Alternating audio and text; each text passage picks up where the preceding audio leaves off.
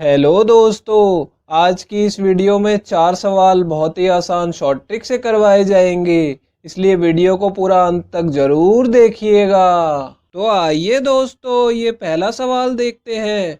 विकास ने अपनी धनराशि का 28% खो दिया तथा शेष धनराशि का 85% खर्च कर दिया।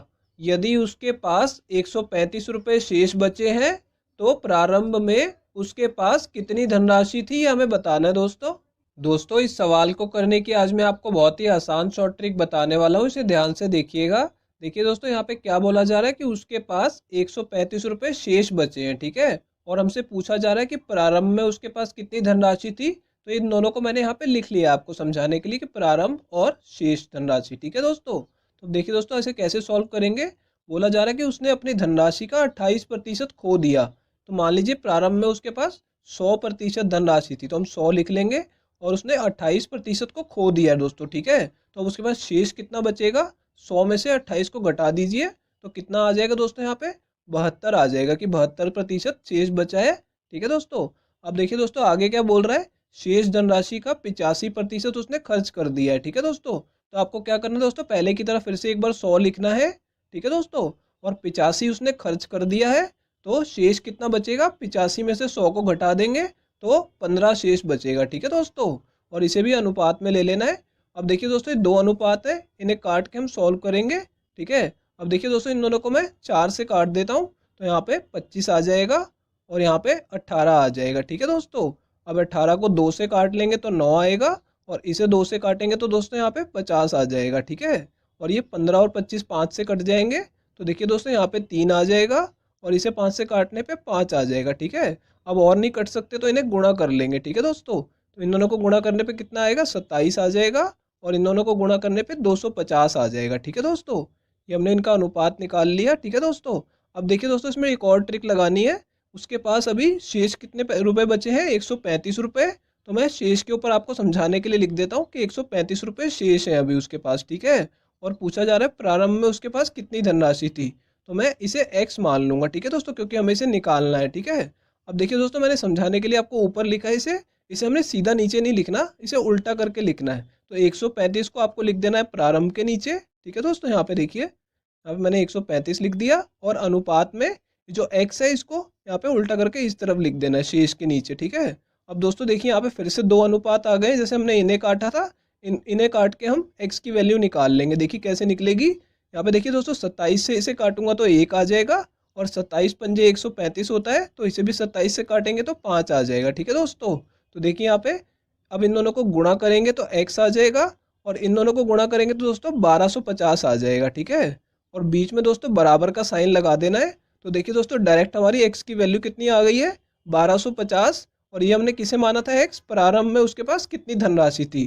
तो यानी प्रारंभ में उसके पास 1250 रुपये थे, ठीक है दोस्तों। तो ये हमारा आंसर होगा, चौथा ऑप्शन करेक्ट है दोस्तों। तो आइए दोस्तों, अगले सवाल की तरफ चलते हैं। तो आइए दोस्तों, ये दूसरा सवाल देखते हैं। बी की तुलना में ए 20% कम कार्यकुशल है। यदि बी किसी कार्य को 27 दिन में पूरा कर सकता है तो दोनों मिलकर उस कार्य को कितने दिन में पूरा करेंगे, ये हमें बताना है दोस्तों। तो देखिए दोस्तों, इस सवाल में क्या दिया हुआ है कि बी की तुलना में जो ए है वो 20% कम कार्यकुशल है, ठीक है दोस्तों। तो पहले हम इन दोनों की कार्यकुशलता का अनुपात निकाल लेंगे। तो मैं यहाँ पे आपको समझाने के लिए ए और बी लिख देता हूँ, ठीक है दोस्तों। तो देखिए दोस्तों, बी की तुलना में है तो पहले मैं बी की कार्यकुशलता को 100 मान लूंगा, ठीक है दोस्तों। अब यहाँ पे हमने इसे 100 मान लिया है, तो जो ए है वो 20% कम कार्यकुशल है, ठीक है। तो यानी इससे 20% कम है, तो यानी इसमें से 20 घटाना होगा। तो देखिए दोस्तों, यहाँ पे 80 आ जाएगा, ठीक है दोस्तों। यानी इनकी कार्यकुशलता हमने लिख ली है मान के, और अब इसे अनुपात में ले लेंगे, ठीक है दोस्तों। अब इसे 20 से काटेंगे तो दोस्तों यहाँ पे 4 आ जाएगा और इसे 20 से काटेंगे तो 5 आ जाएगा, ठीक है दोस्तों। यानी यदि ए की कार्यकुशलता 4 है तो उसकी तुलना में बी की कार्यकुशलता 5 है दोस्तों, ठीक है। हमने अनुपात निकाल लिया इनका। अब देखिए दोस्तों, हमें इसमें क्या फॉर्मूला लगाना है। एक फॉर्मूला देखिए यहाँ पे आपको ध्यान रखना होगा, M1D1 बराबर है M2D2, ठीक है दोस्तों। ये जो फॉर्मूला है इसमें इसका मतलब क्या है मैं आपको बता देता हूँ। M1 क्या होगा दोस्तों, एफिशिएंसी, यानी जो हमने कार्यकुशलता निकाली है इसे यहाँ पे M1 की जगह लिखना होगा। और D1 क्या होगा दोस्तों, दिनों की संख्या, ठीक है। तो यहाँ पे हमें दो जानकारियाँ हमें भरनी होंगी। देखिए पहली जानकारी आपको यहाँ पे कौन सी भरनी है कि बी किसी कार्य को 27 दिन में पूरा कर लेता है। ठीक है दोस्तों, तो ये पहले वाले में दोस्तों हम बी की जानकारी को डालेंगे और दूसरा हमें सवाल में क्या पूछा गया है कि दोनों मिलकर उस कार्य को कितने दिन में करेंगे। तो दूसरे वाले में हमें दोनों की जो मिलकर कार्य करने की जानकारी है उसे डालना होगा। ठीक है दोस्तों, तो इससे हमारा आंसर निकल आएगा बहुत ही आसानी से। ठीक है दोस्तों, अब देखिए यहाँ पे बी की जानकारी डालनी है, तो बी की कार्य कुशलता यहाँ पे M1 की जगह डालनी होगी। तो बी की कार्य कुशलता 5 है, तो मैं इसकी जगह पे 5 लिख दूंगा। ठीक है दोस्तों, और बी उस कार्य को कितने दिनों में कर लेता है ये हमें सवाल में दिया हुआ है, 27 दिन में कर लेता है। तो मैं यहाँ पे D1 की जगह 27 लिख दूंगा। ठीक है दोस्तों, अब देखिए दोस्तों यहाँ पे ए और बी दोनों की जानकारी डालनी है, तो दोनों की कार्य कुशलता डालनी होगी। तो दोनों को जमा करेंगे तो कितना आ जाएगा दोस्तों, 9 आ जाएगा। दोनों को 4 और 5 को जमा करेंगे तो यहाँ पे 9 डाल देना है। ठीक है दोस्तों, और यहाँ पे उनके कार्य करने की दिनों की संख्या वो हमें पूछी गई है। ठीक है, कि कितने दिन में करेंगे, तो इसे मैं D2 ही लिखा रहने दूंगा। ठीक है, अब इसे सॉल्व कर लेंगे। 9 से दोस्तों इसे काटेंगे तो 1 आएगा, और इसे 9 से काटेंगे तो 3 आ जाएगा। तो इसे गुणा करने पे कितना आ जाएगा, 15 आ जाएगा, यानी कि दोनों मिलकर 15 दिन में उसे पूरा कर देंगे। ठीक है दोस्तों, तो ये तीसरा ऑप्शन करेक्ट है। तो आइए दोस्तों अगले सवाल की तरफ चलते हैं। तो आइए दोस्तों ये तीसरा सवाल देखते हैं। ए और बी की वर्तमान आयु का अनुपात 2:3 है। 4 वर्ष पहले उनकी आयु का अनुपात 7:11 था। तो 5 वर्ष बाद ए की आयु कितनी होगी ये हमें बताना है दोस्तों इस सवाल को करने की आज मैं आपको बहुत ही आसान शॉर्ट ट्रिक बताने वाला हूँ, इसे ध्यान से देखिएगा। देखिए दोस्तों यहाँ पे हमें क्या दिया हुआ है, उनकी वर्तमान आयु का अनुपात दिया है और 4 वर्ष पहले की आयु का अनुपात दिया है। ठीक है दोस्तों, तो मैंने आपको समझाने के लिए यहाँ पे लिख लिया कि 4 वर्ष पहले उनकी आयु कितनी थी और जो वर्तमान आयु है वो मैंने अब के नाम से लिख लिया है। ठीक है दोस्तों, ये मैंने आपको समझाने के लिए लिखा है, एग्जाम में आपको ऐसा नहीं लिखना होगा। तो देखिए दोस्तों पहले 4 वर्ष पहले उनकी आयु का अनुपात कितना था, 7:11। ठीक है दोस्तों, तो मैं यहाँ पे ऊपर लिख लेता हूँ ए और बी। ठीक है दोस्तों, और इनकी आयु का अनुपात लिख दूंगा। ठीक है दोस्तों, यहाँ पे 7:11 लिख दूंगा। ठीक है, तो ये मैंने लिख लिया। और अब उनकी वर्तमान आयु का अनुपात कितना दिया हुआ दोस्तों, 2:3। ठीक है, तो इसे मैं यहाँ पे थोड़ी जगह छोड़ के नीचे लिख रहा हूँ। ठीक है दोस्तों, आपको समझाने के लिए। अब देखिए दोस्तों दोनों अनुपात मैंने लिख लिए, तो पहले आपको देखना है इनमें अंतर कितना है दोनों में। ठीक है, यहाँ पे देखिए इन दोनों को भी अंतर चेक करेंगे और इन दोनों का भी। तो यहाँ पे 3 में से 2 घटाएंगे तो 1 है, और यहाँ पे 11 में से 7 घटाएंगे तो 4 का अंतर है।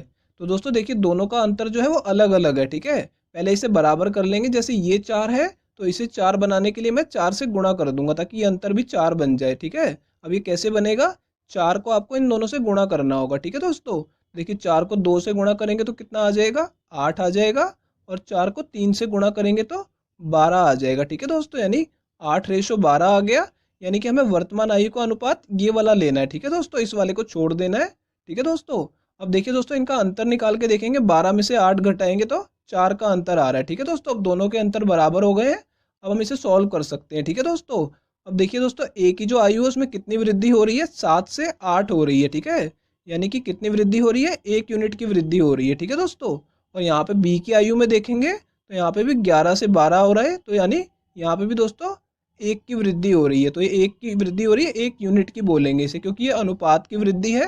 तो वर्षों में देखिए दोस्तों यहाँ पे कितने की वृद्धि हो रही है, 4 वर्ष पहले से लेके अब आज वर्तमान तक 4 वर्ष की वृद्धि हो रही है। ठीक है दोस्तों, तो वर्षों में कितनी वृद्धि हो रही है, 4 वर्ष की, और अनुपात में कितनी हो रही है, 1 यूनिट की वृद्धि हो रही है। तो दोस्तों हमें इसे बराबर में लिख लेना है कि जो 1 यूनिट है वो हमें समझ जाना चाहिए कि 4 वर्ष के बराबर है। ठीक है दोस्तों, यहाँ तक आपको कर लेना है। उसके बाद ये क्वेश्चन बहुत ही आसान हो जाएगा, ये वैल्यू आपको निकाल लेनी है। अब दोस्तों इसमें पूछा हुआ है कि 5 वर्ष बाद ए की आयु कितनी होगी। ठीक है, तो पहले हम क्या करेंगे, ए की वर्तमान आयु निकाल लेंगे, फिर उसमें 5 जमा कर देंगे। ठीक है दोस्तों, तो ए की वर्तमान आयु कहाँ से मिलेगी, जो अब की आयु है, तो ए का कितनी आयु है, 8 यूनिट है। ठीक है दोस्तों, क्योंकि अनुपात में है तो हम यहाँ पे 8 यूनिट की वैल्यू निकाल लेंगे तो ए की वर्तमान आयु आ जाएगी। तो क्या करेंगे दोस्तों, इसे 8 यूनिट बनाने के लिए 8 से गुणा कर देंगे, तो दूसरी तरफ भी 8 से गुणा करना पड़ेगा। ठीक है, तो यहाँ पे कितना आ जाएगा, 8 यूनिट, और यहाँ पे दूसरी तरफ कितना आ जाएगा दोस्तों, 32 वर्ष आ जाएगा। ठीक है, यानी कि ए की वर्तमान आयु कितनी है, 32 वर्ष, और पूछा गया 5 वर्ष बाद कितनी होगी, तो 32 में 5 को जमा कर देंगे तो कितना आएगा दोस्तों, 37 वर्ष आ जाएगा। ठीक है, यानी 5 वर्ष बाद ए की आयु 37 वर्ष होगी। तो ये चौथा ऑप्शन करेक्ट है दोस्तों। तो आइए दोस्तों अब अगले सवाल की तरफ चलते हैं। तो आइए दोस्तों ये चौथा सवाल देखते हैं। 15,750 रुपये की धनराशि चक्रवृद्धि ब्याज पर 2 वर्ष में 22,680 रुपये हो जाती है। यदि ब्याज वार्षिक रूप से संयोजित है तो ब्याज की दर कितनी होगी, हमें बताना है दोस्तों। तो देखिए दोस्तों, इस सवाल को करने की मैं आपको शॉर्ट ट्रिक बताता हूँ। देखिए दोस्तों, यहाँ पे हमें क्या दिया हुआ है, हमें मूलधन दिया हुआ है, और जो मूलधन है वो दोस्तों 2 वर्ष में हमें कितना बन जाएगा, तो हमें मिश्र धन भी दिया हुआ कि 22,625 रुपये बन जाता है। ठीक है दोस्तों, तो 2 वर्ष का समय है और हमें ब्याज की दर निकालनी है। जब भी ऐसा सवाल आएगा तो आपको क्या शॉर्ट ट्रिक लगानी है, देखिए दोस्तों यहाँ पे आपको लिख के बता देता हूँ कि आपको ऊपर मूलधन लेना है, ठीक है, मूलधन, और इसे भाग में किसे लेना है दोस्तों, मिश्र धन को। ठीक है, ये दोनों हमें दिए हुए हैं, मैं आपको समझाने के लिए लिख रहा हूँ, एग्जाम में आपको डायरेक्ट लिखनी होगी वैल्यू। ठीक है, अब देखिए दोस्तों, मैं ऊपर यहाँ पे क्या लिख दूंगा, मूलधन यानी 15,750 रुपये, और नीचे का लिख दूंगा दोस्तों ये 22,680 रुपये। ठीक है, मिश्र धन हमें ये दिया हुआ है। ठीक है, तो हमने ये लिख लिया। अब देखिए दोस्तों, यहाँ पे क्या ध्यान देना है कि समय 2 वर्षों का है। ठीक है दोस्तों, तो आपको क्या करना है, इसकी जो ब्रैकेट लगा के मैं घात लिखूंगा। ठीक है, घात आपको ध्यान देना है, यहाँ पे 1/2 लिख रहा हूँ मैं। ठीक है दोस्तों, 2 वर्ष दिया है तो 1/2, अगर 3 वर्ष दिया होता तो 1/3।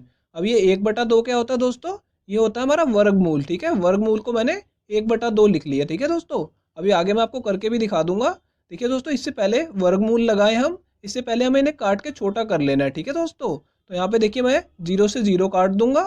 ठीक है दोस्तों, अब ये वैल्यू जो बची है इसे 9 से काटेंगे तो आपको 175 आएगा। ठीक है दोस्तों, और इसे 9 से काटेंगे तो कितना मिलेगा, 252 मिलेगा। ठीक है दोस्तों, अब आगे ये दोनों 7 पे कटेंगे तो इन्हें 7 से काट लेना है, तो ये कितना आ जाएगा दोस्तों, 25 आ जाएगा, और इसे 7 से काटेंगे तो 36 आ जाएगा। ठीक है दोस्तों, ये हमेशा ऐसी वैल्यू आएगी जिसका आप वर्गमूल कर पाएंगे। 25 का भी वर्गमूल कर सकते हैं और 36 का भी। ठीक है दोस्तों, तो आगे अब 1/2 को मैं आपको वर्गमूल ही करके दिखा देता हूँ। ठीक है दोस्तों, देखिए वर्गमूल मैंने लगा लिया, ऊपर कितना है 25 और नीचे कितना है दोस्तों 36। ठीक है दोस्तों, अब जब इसे वर्गमूल कर लेंगे तो कितना आ जाएगा, ऊपर 5 आ जाएगा और नीचे 6 आ जाएगा। ठीक है दोस्तों, यानी मूलधन हमारा कितना बन गया 5 और मिश्रधन कितना बन गया दोस्तों 6। ठीक है, तो यानी हमने 5 रुपये लगाए थे मान लीजिए, तो हमें 6 रुपये मिला है। ठीक है, वापिस जो मिला है, तो ब्याज कितना मिला है दोस्तों, हमें 1 की वृद्धि हो रही है तो ब्याज हमारा 1 रुपये, मान लीजिए कि 1 रुपये का ब्याज मिला है। ठीक है, और जो दर निकलती है दोस्तों वो इसी पे निकलेगी कि कितना ब्याज मिला है। ठीक है, तो देखिए दोस्तों, एक ब्याज मिला है और किस पे मिला है दोस्तों, मूलधन पे मिला है, यानी 5 रुपये पे मिला है, तो भाग हमेशा इसे मूलधन से करना है। ठीक है, और गुणा में 100 लगा देना है प्रतिशत में बदलने के लिए। तो देखिए दोस्तों, 5 से अब इसे काटेंगे तो कितने पे कटेगा, 20 पे कटेगा, तो हमारी दर कितनी आ जाएगी प्रतिशत में, 20% आ जाएगी। ठीक है दोस्तों, तो ये हमारा आंसर होगा और ये दूसरा ऑप्शन करेक्ट है दोस्तों अगर ये वीडियो आपको पसंद आई है तो इसे लाइक कर दीजिए, और दोस्तों अगर आप लोग चैनल पे नए हैं तो चैनल को सब्सक्राइब जरूर कर लीजिएगा, और दोस्तों नोटिफिकेशन बेल को दबाना बिल्कुल मत भूलिएगा। तो दोस्तों इस वीडियो को यहीं ख़त्म करेंगे, आपसे मिलते हैं अब अगली वीडियो में।